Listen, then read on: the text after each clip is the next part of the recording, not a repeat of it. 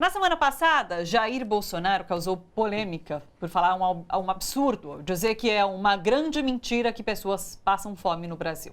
Questionado, ele recuou e afirmou que alguns passam fome. Bom, mentirosa é a declaração de Bolsonaro. No Brasil, 2,5% da população passou fome em 2017. Isso corresponde a 5,2 milhões de pessoas. Lembrando que o Brasil só saiu do mapa da fome em 2014, quando o índice caiu para 3%. Aliás, relatório da Organização das Nações Unidas para a Alimentação e a Agricultura mostra que a fome aumentou no mundo inteiro e esse é o terceiro ano consecutivo com aumento desse número. E a principal causa, crise econômica.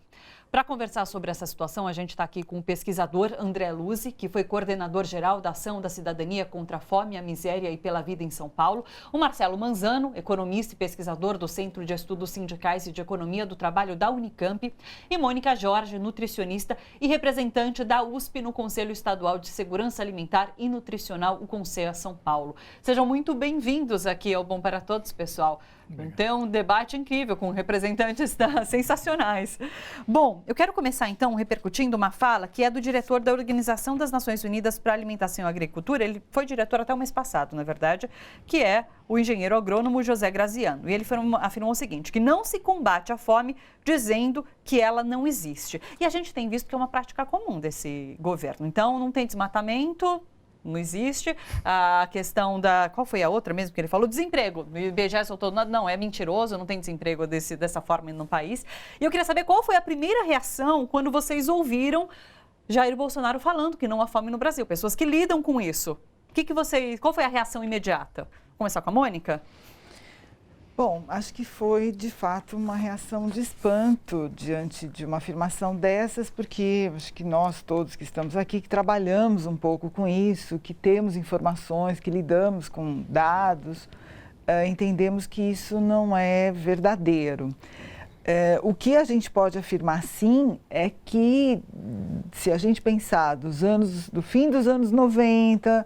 para o início dos anos 2000 e até o final da última década, é lógico que nós tivemos um grande avanço na redução do que a gente pode chamar de fome, se a gente quiser conceituar um pouco isso, e até nos indicadores um pouco mais precisos disso, que é por exemplo, a prevalência de desnutrição no país. Sim. Então, é lógico que houve um avanço em função de algumas políticas públicas assim, que nós tivemos nas últimas décadas.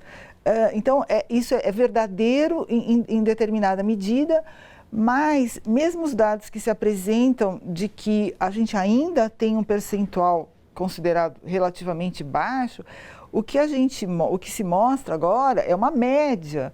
Porque sim, esse percentual que é apresentado, ele é uma média, porque se você pensar em determinadas comunidades no país, como as comunidades indígenas e quilombolas, esse percentual sai dessa faixa de 2%, 1,6%, 1,8%, sai dessa faixa e vai para uma faixa de 26%, puxa, de 15%. Sim. Então, quando a gente fala de média no Brasil, é uma coisa complicada numa população grande como a nossa, né? Sim. Então, acho que isso realmente não corresponde. É preciso pontuar muito bem, saber do que é que nós estamos falando. Sim. Né? Agora você falou sobre essa questão das políticas públicas. Esse avanço nesses últimos anos se deve a políticas públicas? Porque tem uma discussão grande na sociedade de que não tem comida para todo mundo. Isso não é verdade, né? Não é. Boa tarde. E a fala do presidente, ele traz indignação, mas ao mesmo tempo a gente tem que olhar até com uma certa oportunidade. Sim. Porque ele levanta a bola para a gente discutir um tema que ele queria silenciar. Tanto é que no primeiro dia de governo ele acabou com o Conselho Nacional de Segurança Alimentar e Nutricional, o CONSEA. Sim. Então já mostra que esse governo não está preocupado para implementar políticas públicas que garantam uma boa alimentação saudável e adequada para todos, como um direito. Então, isso é uma oportunidade para a gente colocar essa agenda em todos os espaços públicos. O Betinho dizia que a alma da fome é política e está nesse combate à fome o germe da mudança. Então, abre para nós uma possibilidade enorme de dizer esse governo não está comprometido com as políticas sociais, ele está apartado da população. Dizer que não tem fome no Brasil é desconhecer o país, é não pisar o solo, é não falar com as pessoas, e mostra o quanto a gente precisa avançar num debate público para a construção dessas políticas. Sim. Quais foram os ganhos nos últimos anos? Nós construímos um Plano Nacional de Segurança Alimentar e Nutricional, conseguimos construir com muita energia, com muitos atores sociais, o SISAM, que é o Sistema Nacional de Segurança Alimentar e Nutricional, e que infelizmente está sendo desconstruído porque ele acabou com o conselho e esvazia essa possibilidade de uma política articulada. Sim. E nós estamos vendo o quanto é muito nefasta a construção desse governo, do governo Temer, com relação à reforma trabalhista, com a reforma da Previdência e agora a reforma tributária que eles querem impor. Ou seja, tudo isso leva a mais exclusão, mais desigualdade social, concentração de renda e dificuldade no acesso equânime aos alimentos saudáveis. Então, essa é um pouco a bomba relógio que eles estão construindo e que, de fato, em pouquíssimo tempo, em 2 anos, a gente já percebeu quantas pessoas voltaram para a linha da miséria, Claro. quantos idosos estão sofrendo mais para poder ter uma alimentação adequada, e as mulheres e as crianças como mais uma das vítimas desse flagelo da fome que é humano e que é intencional e responde a um interesse político, a um projeto de nação que eles querem construir. Claro. Marcelo Graziano fala, né, sobre essas 3 questões que levam à fome. Então, ele cita conflitos armados, questões climáticas extremas, enchentes, enfim, e crise econômica. Mas 85% dos países em desenvolvimento têm a crise econômica como principal fator da fome. E a gente está vivendo uma grande crise econômica. Então, é uma situação complicada para se falar que não tem fome. Pois não, que tem fome é evidente. Quer dizer, os próprios números do Ministério da Saúde, o DataSUS, informam que a cada dia morrem no Brasil 15 pessoas por desnutrição, né? Quer dizer, dizer que não existe fome é uma ofensa, né? Principalmente uma irresponsabilidade absoluta. Mas, evidentemente, a fome tem muita relação no Brasil com a pobreza, né?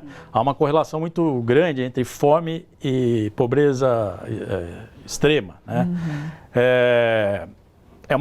O que torna esse quadro ainda mais lamentável e vexatório é que nós somos o maior produtor de alimentos do mundo. Quer dizer, no país que produz a maior quantidade de alimentos do mundo, celeiro do mundo, né?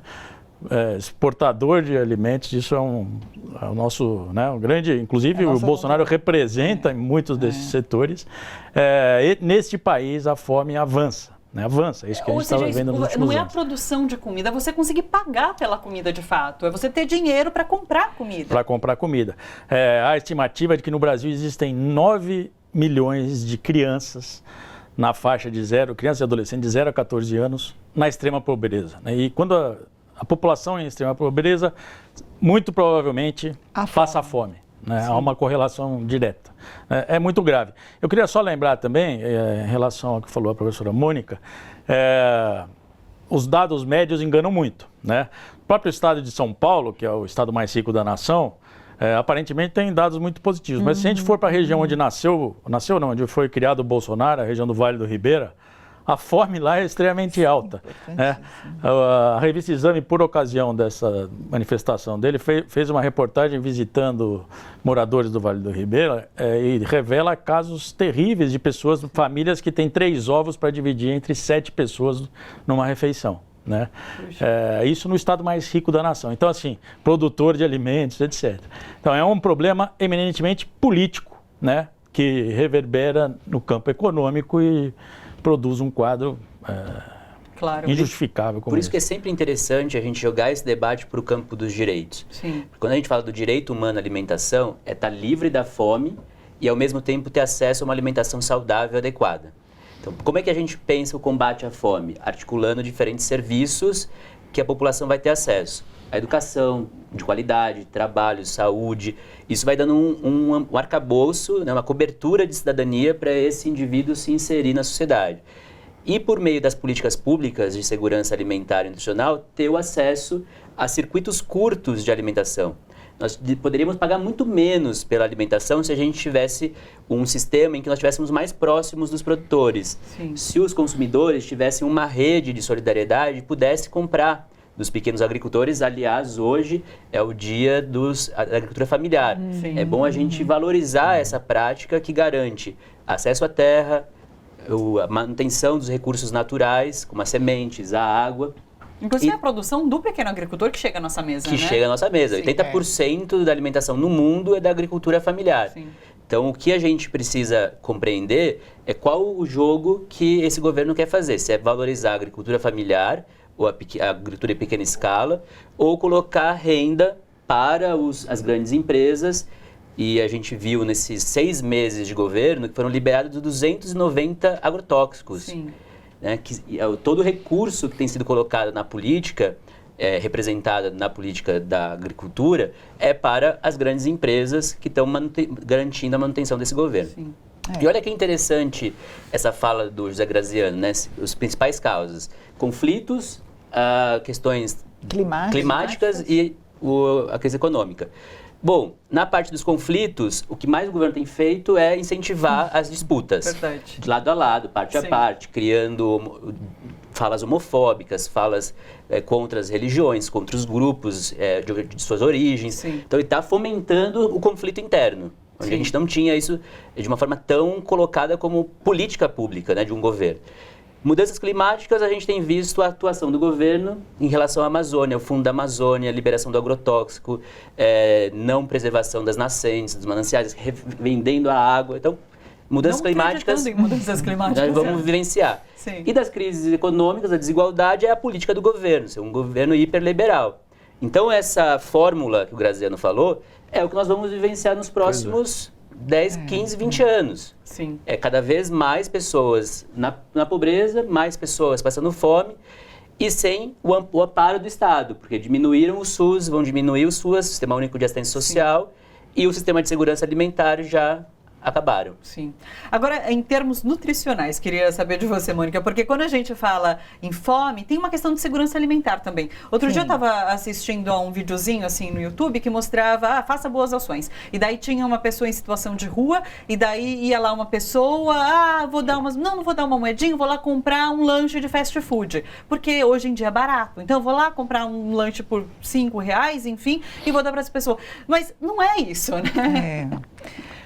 Eu acho que toda essa questão é bastante complexa nesse sentido. E quando a gente fala mesmo de políticas públicas e de políticas intersetoriais, como o André menciona, a gente está falando disso, quer dizer, de uma possibilidade de atender muito mais gente. Então, sim, é lógico que as pessoas na rua se sensibilizam e veem isso. Aliás, eu acho que esse é um outro fator importante que a gente anda observando muito mais recentemente, e acho que tem a ver com essa crise econômica, que é a população de rua, né, que também anda aumentando. Então, isso também vai mudando os nossos números, as nossas estatísticas.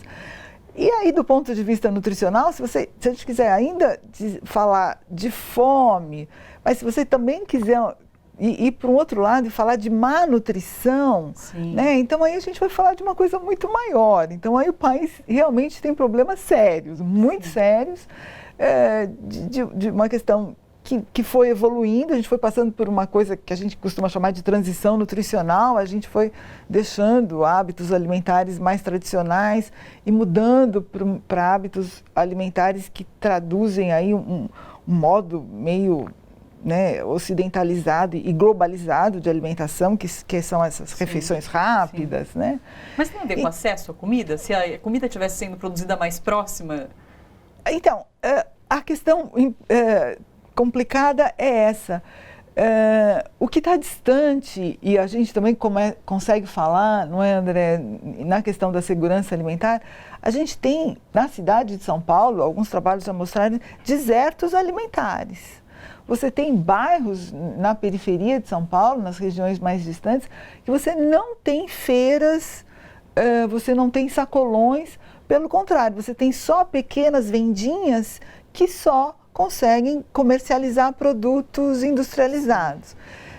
Então, o acesso à alimentação de boa qualidade também é uma grande dificuldade. Sim. Quer dizer, a gente tem questões do ponto de vista do acesso e da capacidade de compra dos indivíduos, que é muito complicada. E é muito curioso que as pessoas têm que perceber que se é um tema tão complexo, a solução não será simples. Não será simples. Ela é combinada. Vai ter que ter uma discussão sobre acesso aos alimentos saudáveis, vai ter que ter um trabalho forte de educação alimentar, e a alimentação escolar é um espaço importante para isso. Por exemplo, o Programa de Alimentação do Trabalhador, todos esses programas de uma estrutura robusta ajuda a formar esses hábitos alimentares saudáveis. Sim. E, por outro lado, garantir uma rede de equipamentos públicos, como os restaurantes populares, cozinhas comunitárias, espaços de trocas de sementes, os bancos de alimentos, toda essa rede de equipamentos públicos que ajudam a construir uma política de abastecimento e de combate ao desperdício. Tem mais essa, a gente tem um país ainda que convive com o desperdício em escala de quase 45% da produção. Então, falando da fome, da falta do acesso e, ao mesmo tempo, uma política de descarte que é imaginável em outro lugar, né? Agora, então, combinar esses cenários. Agora, Marcelo, a gente está fazendo isso? Essas políticas estão sendo pensadas? Está sendo dado andamento a tudo que estava sendo desenvolvido no passado? Não, pelo contrário, né? Isso que é angustiante. Quer dizer, à medida que o André falava aqui, eu ia pensando, de fato, a fome é um problema complexo para ser enfrentado, é um problema que exige uma série de políticas, né? E algumas delas, fundamentais, estão sendo desmontadas. Então, assim, a começar, por exemplo, né, o programa Bolsa Família vinculado ao atendimento no posto de saúde das crianças, né? É uma contrapartida, né, para receber o Bolsa Família, né, os filhos têm que ser atendidos e tem que ter um acompanhamento nutricional, justamente, da saúde da família. Nós estamos desmontando o programa de saúde da família, né, com o fim dos mais médicos. Nós estamos perdendo capacidade de fazer esse tipo de apoio à população, não só para evitar a fome, mas para garantir qualidade, né, da nutrição. Então, estamos desmontando isso. O programa de apoio à agricultura familiar, né, que foi um projeto muito exitoso, premiado no mundo inteiro, que foi feito no governo Lula, no sentido de você garantir a compra da safra dos pequenos produtores, já que há uma instabilidade muito grande na renda dessas famílias. Então, você garante um horizonte, mantém a população no campo, né, o que tem uma série de benefícios, inclusive para o conjunto da sociedade.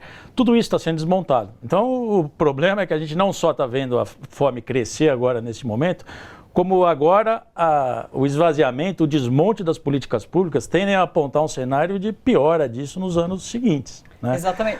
Eu queria só lembrar, fazer uma analogia histórica aqui, que durante o milagre econômico, né, que foi um período de alto crescimento do PIB nos anos entre 67 e 73, ditadura militar, o Brasil foi um grande exportador de alimentos. Foi aí que a gente se tornou uma potência, a nossa agricultura avançou, modernizou, etc. Naquele período, a fome voltou a crescer no Brasil, né? O que mostra que nem sempre tem a ver com crescimento econômico, mas com o modelo de crescimento, com a forma com que a gente organiza a sociedade. Puxa, né? Sim. Então a gente pode ser um grande exportador de alimentos, Sim. jogar alimento fora e ao mesmo tempo manter a população sem acesso a isso. Olha só, você que curte a TVT e quer contribuir com a gente para que a nossa programação chegue cada vez mais longe, se inscreva no nosso canal do YouTube /Rede TVT e torne-se membro. Ou então faça a sua contribuição em nosso Catarse. É só acessar catarse.me/TVT. A gente agradece.